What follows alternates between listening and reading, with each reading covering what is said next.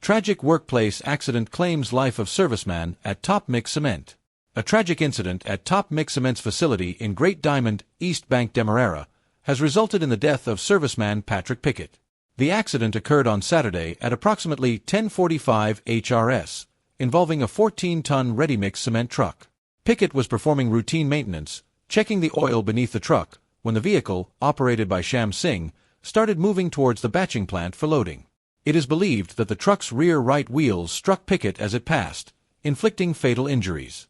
Colleagues, including batch supervisor Harry Mahaz, quickly responded to the situation and found Pickett on the ground. He was immediately transported to the Diamond Regional Hospital, where he was sadly pronounced dead. The Ministry of Labor's Occupational Safety and Health (OSH) department has launched a thorough investigation into the circumstances surrounding this accident.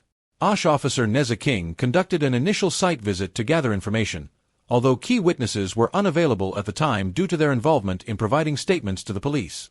Minister of Labor Joseph Hamilton expressed deep sorrow over the incident, extending heartfelt condolences to Pickett's family, friends, and colleagues. He emphasized the importance of strict adherence to workplace safety protocols to prevent similar tragedies in the future. Further updates will be provided as the investigation progresses. SOCU refutes Stabroek News article on investigation of senior cop. The head of the Special Organized Crime Unit, SOCU, Assistant Commissioner of Police Fizil Karambaksh, is categorically refuting claims made in an article published in today's Sunday Stabroek News. The article, titled "Top Cop Told SOCU He Accepted Envelope with $8.5 million from Businessman to Finance Brutus Wedding," alleges that top cop Clifton Hicken submitted a statement acknowledging the receipt of an envelope containing $8.5 million in cash from a businessman to fund Brutus's wedding at the Pegasus Suites Atlantic Conference Center. SOCU wishes to place on record that this allegation is false. The ongoing investigation contains no such statement from Mr. Hicken, and there is no record of this claim within the investigation file.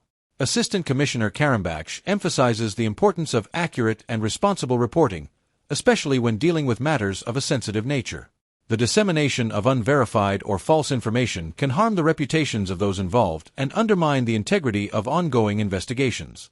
SOCU urges media houses to verify information with relevant authorities before publishing such reports. Transparency and accuracy are essential in maintaining public trust, particularly in matters that involve law enforcement and public figures. Murder accused deemed mentally unfit to face trial. Guyana Chronicle reports the murder trial of Shamar Harvey, a 26-year-old resident of Albuistown, has been abruptly halted after he was found mentally unfit to stand trial for the 2019 killing of 18-year-old Christopher Mansfield. The decision, announced by Justice Sandal Kissoon at the Demerara High Court, followed a forensic psychiatric evaluation that revealed Harvey's inability to comprehend court proceedings or participate in his own defense. Harvey had previously entered a not guilty plea to the charges against him. The fatal incident occurred on March 31, 2019, when Christopher Mansfield was shot in the chest while heading to a football field in West La Penitence, Georgetown. He collapsed on Non-Perel Street after the shooting and was pronounced dead upon arrival at the Georgetown Public Hospital Corporation, GPHC. Following a preliminary inquiry in 2021, Senior Magistrate Laron Daly determined that sufficient evidence existed for Harvey to stand trial by jury. However, the current trial was paused after the mental health assessment was presented to the court. The psychiatric report concluded that Harvey could not effectively assist in his defense due to his mental state, prompting Justice Kissoon to abort the trial. As a result, any future proceedings will depend on Harvey's mental fitness following treatment. In the interim, he will remain in custody. The prosecution in this case is led by State Counsel Delon Fraser and State Counsel Alvaro Ramatar, while Harvey's defense is represented by attorney Ronald Bostwick. Black boy pleads guilty to killing cane harvester. Guyana Chronicle reports Donald Grosvenor, also known as Black Boy, has pleaded guilty to the lesser charge of manslaughter in the killing of Suraj Jayalal, a 29-year-old cane harvester from Sisters Village, West Bank, Demerara, WBD. Grosvenor, 30, made his plea during an arraignment before Justice Navindra Singh at the High Court in Demerara. The guilty plea relates to an incident that occurred in March 2019, when Grosvenor unlawfully killed Jayalal, who was also known as Neshul. Justice Singh has deferred sentencing until October 30, 2024, to allow time for probation and other social impact reports. Grosvenor will remain on remand until that date. The prosecution team for this case includes attorneys at law Mumtaz Ali, Madana Rampersad, and Christopher Belfield. According to reports, the two men were drinking at a shop in their community on March 3, 2019, when an argument erupted between them. Later that evening, Grosvenor confronted Jalal but initially let him go before returning home. Jalal subsequently came back armed with a cutlass, leading to Grosvenor inflicting a fatal chop on him before fleeing the scene. Jalal succumbed to his injuries the following day at the West Demerara Regional Hospital, WDRH. The fatal chop reportedly severed a portion of the victim's ear and struck him in the head. It is believed that the incident stemmed from an argument between the two men that had occurred earlier in February 2019. Venezuelan national fatally stabbed in domestic dispute in Georgetown. A tragic domestic incident has claimed the lives of 25-year-old Eunice Zamora Castro and her reputed husband, 60-year-old El Tio, at their home on Station Street, Kitty, Georgetown. The incident occurred on Saturday afternoon around 17:30 HRS. Preliminary investigations reveal that the couple, believed to be reputed husband and wife, shared a residence in a two-story concrete house with other Venezuelan nationals. Reports indicate that their relationship had been marked by tension and jealousy, which escalated to a fatal confrontation. Anislady Diaz Leblanche, a 42-year-old cleaner and cook who was close to Castro, disclosed that the victim had recently told El Tio that she wished to end their relationship due to his possessive behavior. On the day of the incident, after returning home from work together, the two were seen on the veranda, where El Tio handed Castro $1,000 to settle a small debt. Castro informed him that she did not have change but would repay him later. Shortly after, El Tio confronted Castro in the lower flat of their home, wielding a knife, and launched a violent attack, stabbing her multiple times. Diaz, who witnessed the horrifying scene, fled in fear and managed to escape unharmed. Following the attack, El Tio took his own life. Law enforcement officers arrived at the scene and have initiated an investigation into the incident. The bodies of both individuals have been transported to the mortuary, and further details will be released as they become available. The police urge anyone with additional information about the incident to come forward to assist with the ongoing investigation. 17-year-old charged with attempted murder in East Bank Essequibo incident. A 17-year-old resident of East Bank Essequibo has been charged with attempt to commit murder following an incident that occurred on October 3, 2024, in Tushin. The minor appeared before Magistrate Alicia George at the Leonora Magistrates Court on Friday, where he did not plead to the charge. According to police reports, the charge stems from an alleged stabbing incident involving another 17-year-old victim. The investigation revealed that the two individuals, known to each other, were aboard a minibus when an altercation ensued. As the victim exited the vehicle around 10 p.m., the suspect and another individual followed, leading to a violent chase. The victim sought refuge in a yard on 2nd Street, Tushin New Scheme, but was pursued by the suspects, who then inflicted multiple stab wounds on him before fleeing the scene. The victim was quickly transported to the Leonora Cottage Hospital, where medical personnel classified his condition as critical. He was subsequently transferred to the West Demerara Regional Hospital, where he continues to receive treatment. In a separate development, another suspect, who was arrested in connection with the incident, has been released on $200,000 bail. This individual has denied the allegations, and his account of the events was corroborated by the charged suspect. However, the victim maintains that both suspects were involved in the attack. The case has been adjourned until November 28, 2024, for further proceedings, and a file has been submitted for additional legal advice. Police are continuing their investigation into the incident and encourage anyone with information to come forward. Bartican sentenced and fined for possession of narcotics. EAP News Bartica newsletter reports Cyprian Pollard, a 56-year-old male gold miner residing at Lot 25 2nd Avenue, Bartica, appeared before Magistrate His Worship Mr. T. Muhammad at the Bartica Magistrates Court on Monday, October 7, 2024. He faced charges under Section 5(1)(a)(I) of the Narcotic Drugs and Psychotropic Substances Control Act Chapter 1010 for possession of narcotics with intent to traffic. Mr. Pollard pleaded guilty to the charges brought against him. The court sentenced him to 1 year and 4 months of imprisonment, along with a fine of $30,000. This sentencing underscores the commitment of the Bartica Magistrates Court to uphold the laws pertaining to narcotics and sends a strong message against drug-related activities in the region. 51-year-old man charged with possession of narcotics in Bartica.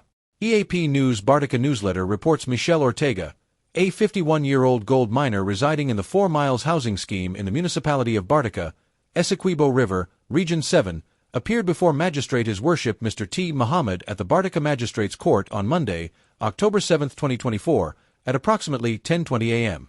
Ortega faced charges for possession of narcotics with the intent to traffic, as defined under the Narcotic Drugs and Psychotropic Substances Control Act Chapter 1010.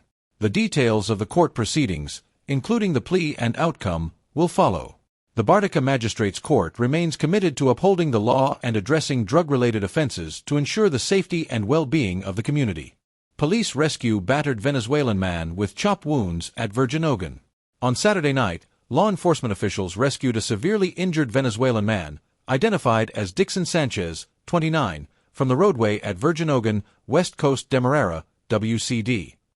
Lenora Police Station received a call around 10:30 p.m. from an anonymous source reporting a motionless and bloodied man lying on the road. Police ranks were promptly dispatched to the scene and discovered Sanchez in critical condition, suffering from multiple chop wounds. According to police reports, Sanchez's face was swollen, and he had a significant chop wound, as well as another injury to his left hand. Officers acted quickly to transport him to the Leonora Cottage Hospital, where he remains under medical care. In response to this alarming incident, a thorough investigation has been launched to determine the circumstances surrounding the attack and identify any potential suspects. Police encourage anyone with information related to this case to come forward and assist with the ongoing investigation. 3 gunmen robbed Jia Run FA No. 2 supermarket in East Bank Demerara. In a brazen act of violence, 3 unmasked gunmen robbed the Jia Run FA No. 2 Chinese supermarket located at Nandi Park, East Bank Demerara, EBD, on Saturday night. According to police reports, the incident occurred around 8:30 p.m. while the supermarket was still open for business. Jinhua Li, a 34-year-old Chinese national and the supermarket's owner, was at the cashier's counter when the assailants stormed into the building. The robbers held Jinhua Li at gunpoint and demanded that he hand over everything. Fearing for his life, Li complied with their demands, allowing the armed men to take whatever they wanted. The bandits made off with approximately $500,000 in cash, Jinhua Li's cell phone, a quantity of Digicel and 1 communications phone cards, along with other valuables. To further ensure their escape, the perpetrators destroyed the security camera's DVR before fleeing the scene, making it difficult for law enforcement to identify them. The police are currently investigating the incident and are urging anyone with information to come forward. Government recovers almost $300 million in overpayments on 74 contracts. 2023 AG report. The Auditor General's 2023 report has revealed significant progress by regional administrations and ministries in addressing issues related to overpayments in salaries and contracts, resulting in the recovery of nearly $300 million. The report indicates that a total of 752 contracts, amounting to $47.4 billion, were examined by the Auditor General and his team. Among these, 74 contracts were found to have a total of $299.1 million in overpayments. Specifically, $212.8 million was associated with 41 contracts under various ministries, while $86.3 million was recorded under 33 contracts managed by Regional Democratic Councils, RDC. At the time of reporting in September 2024, all overpayments were successfully recovered through the repayment of sums overpaid and by contractors completing unfinished or outstanding works for which payments had already been received, the report stated. One of the notable cases of recovery involved the Conversation Tree to Dennis Street contract, awarded to Trinidad-based Calco Guyana incorporated by the National Procurement and Tender Administration Board, NPTAB. The Ministry of Public Works terminated the contract in May 2024 due to the contractor's failure to complete the work within the agreed timeframe. At the time of termination, the ministry had not fully recovered advance payments, valuing the sums owed by the contractor at $152 million.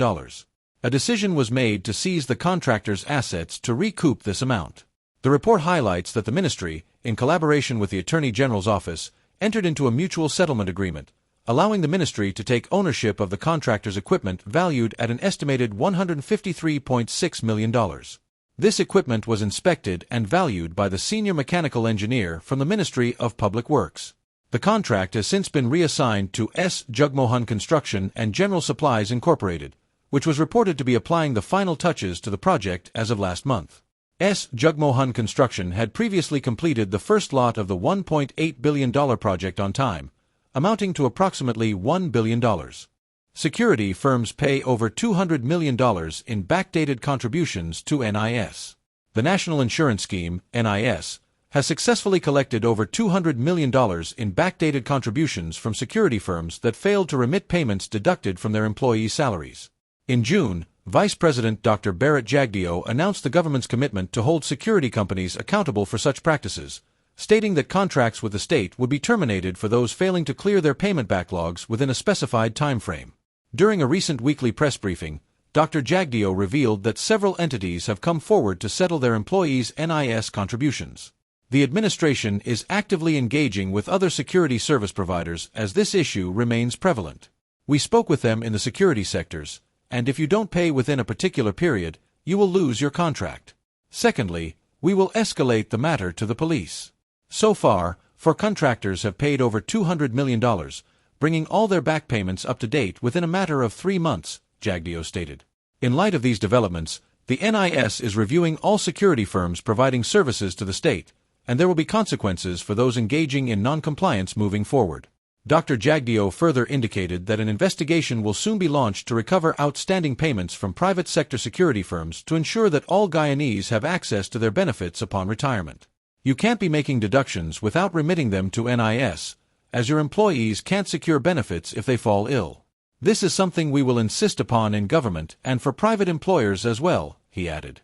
For years, security officers have raised concerns about companies deducting NIS contributions from their salaries but failing to remit those payments. Complaints have included late salary payments and a lack of transparency regarding NIS contributions. The Ministry of Labor has previously issued reminders to security firms about the rights and entitlements of security guards, irrespective of their nationality. Instances of non-compliance have been reported in the past, including cases involving security officers from Radar Security Service and Supplies, as well as allegations from employees of Sentinel Security Inc. In response to ongoing non-compliance, the NIS has begun taking legal action against individuals and companies that fail to deduct or remit NIS contributions.